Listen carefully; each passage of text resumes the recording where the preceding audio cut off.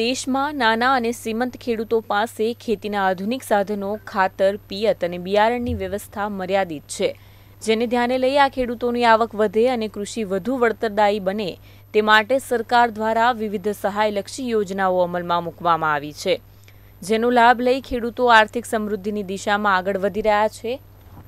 ઔદ્યોગિક અને ખેતી ક્ષેત્રે પછાત ગણાતા સુરેન્દ્રનગર જિલ્લાની હવે નર્મદાના નીર આવવાથી કૃષિ ક્ષેત્રે વિકસિત જિલ્લા તરીકે ગણના થવા લાગી છે. જિલ્લાની ભૌગોલિક પરિસ્થિતિ અર્ધ સૂકા વિસ્તારની છે, તેમ છતાં આજે જિલ્લામાં બાગાયત ક્ષેત્રે ખૂબ જ સારી પ્રગતિ થઈ રહી છે.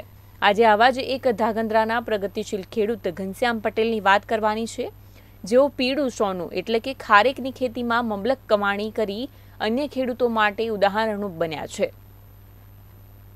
આજથી લગભગ 20 વર્ષ પહેલા સુરેન્દ્રનગર જિલ્લામાં ખારેકની ખેતીની વાત દીવા સ્વપ્ન ગણાતી હતી.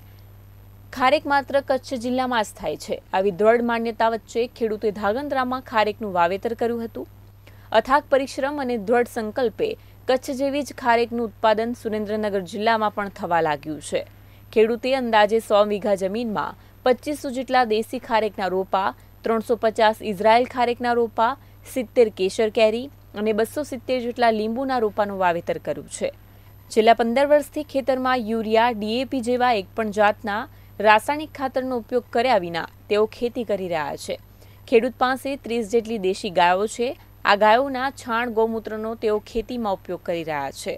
ખેતરમાં ડ્રીપ દ્વારા ગૌમૂત્ર, જીવામૃત, બેક્ટેરિયા આપવામાં આવે છે. આમ સારામાં સારું ઉત્પાદન મેળવી ખેડૂતને અંદાજે વાર્ષિક ₹1.5 કરોડથી 2 કરોડની વચ્ચે આવક થવા પામી છે. આ સાથે જ દરેક ખેડૂત મિત્રોએ રાસાયણિક ખેતી છોડી ગાય આધારિત ખેતી અપનાવવા પ્રગતિશીલ ખેડૂત ઘનશ્યામ પટેલે અપીલ કરી છે.